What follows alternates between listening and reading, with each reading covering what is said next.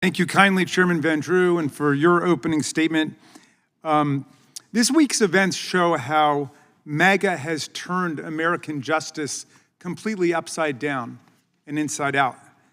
Over the last week, we've been talking about a single rogue DOJ employee who unilaterally canceled more than $500 million in Department of Justice grants to local law enforcement and victims' rights organizations and those assisting the victims of rape and sexual assault across the country. That's what right-wing policies do. I would say to my friend, the chair of the full committee, we tried to restore that money. Nobody seemed to know how any of this happened, but our colleagues didn't utter a word against our amendment, and yet they all voted against it. What else happened? Well, a 33-year-old January 6 rioter who assaulted our police officers at the Capitol, and he smashed the glass pane through which Ashley Babbitt climbed before she was fatally shot by a Capitol officer, was arrested again yesterday. This time they got him for burglarizing neighbors' homes. This was a guy who was pardoned by President Trump, now robbing houses in Virginia.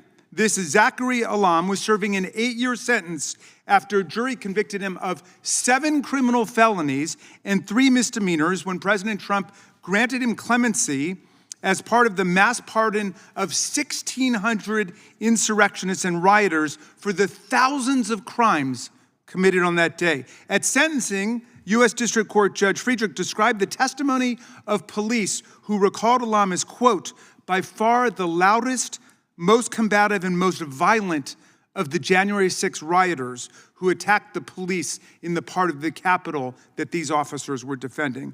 And yesterday, the Trump Department of Justice agreed to pay nearly $5 million to the family of Ashley Babbitt, the rioter who tried to storm the House Speaker's lobby on January 6 after she broke into the Capitol and after the aforementioned Mr. Alam broke that window. The Department of Justice originally took the position that her wrongful death lawsuit brought by her family was wholly without merit, no basis, and that Babbitt's civil rights had never been violated by the police, and that the police officer acted reasonably in defense of members of Congress and in defense of Vice President Pence.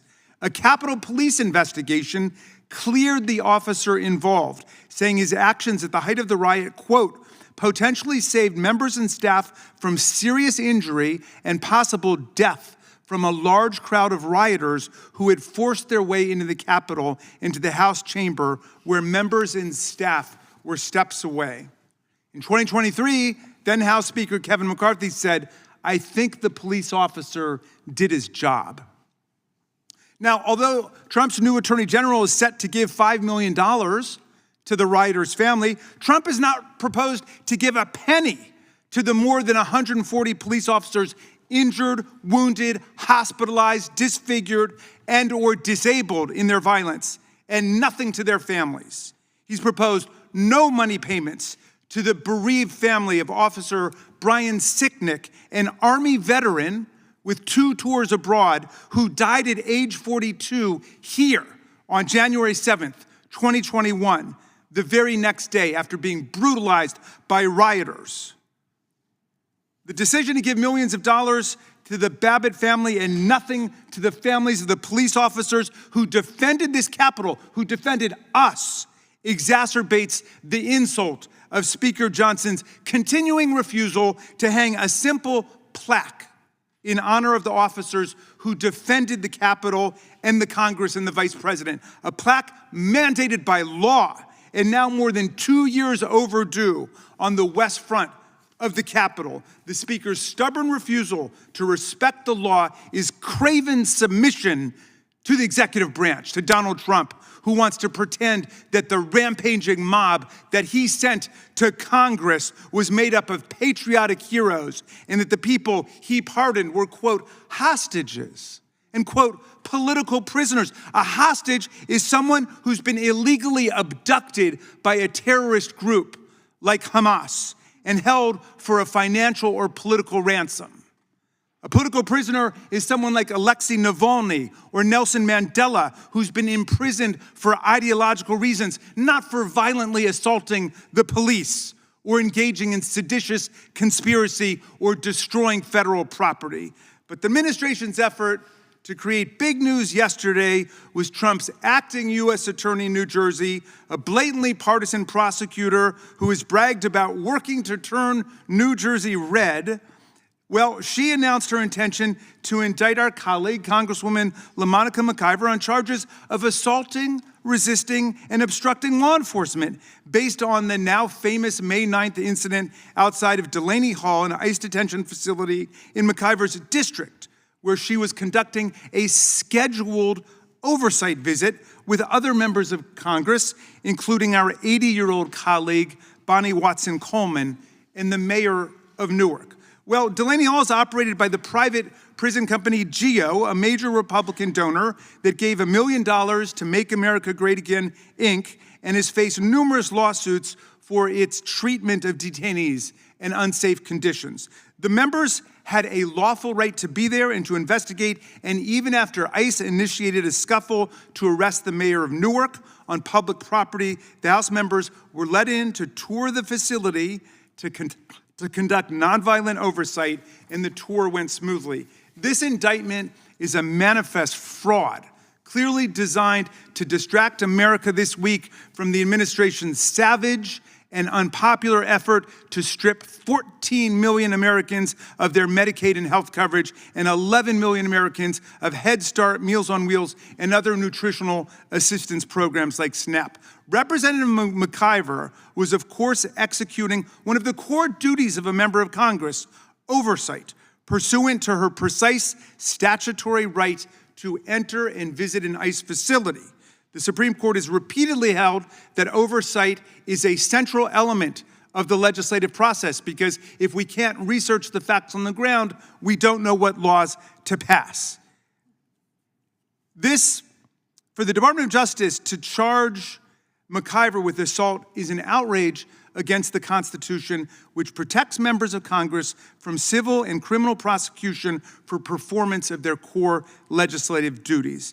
It is also a scandal in light of the DOJ's constant backing of cop-beating insurrectionists, including with the shocking policy that these pardons can even apply to criminal charges wholly unrelated to the events of January 6th, as well as the DOJ's jaw-dropping decision to fire more than a dozen senior criminal prosecutors simply because they had worked on the January 6th case. Yet now we've got colleagues who celebrate January 6th insurrectionists actually calling for prosecution of members of the House for doing their jobs. Representative Buddy Carter called our colleagues rioters. Representative Bishop actually said this was an insurrection. I didn't know that was in his vocabulary, but this was an insurrection, and he said it was a debacle worse than 9/11. No police officers or ICE agents were injured at Delaney Hall. No one died. No one had a heart attack like Officer Fanone did. There were no strokes. There were no broken jaws, no broken necks. Nobody was forced out of police work like Sergeant Gonell was. Yet we've got members of Congress who would gladly jettison the speech and debate clause, which protects all of us in our work, the First Amendment, and the Article I powers of Congress to score a few cheap political points at the expense of their own colleagues. In Trump world, violent insurrectionists and cop-beating extremists are heroes. They're martyrs. They're patriots. Members of Congress performing oversight functions are criminals and insurrectionists. And veteran criminal prosecutors of January 6 felons are fired, so Donald Trump can continue to pander to his private militia of pardoned rioters and insurrectionists, and a reserve army of extremists who've proven themselves willing to stand back and stand by. Let me show you what a real assault on police officers looks like. If you'd roll the tape.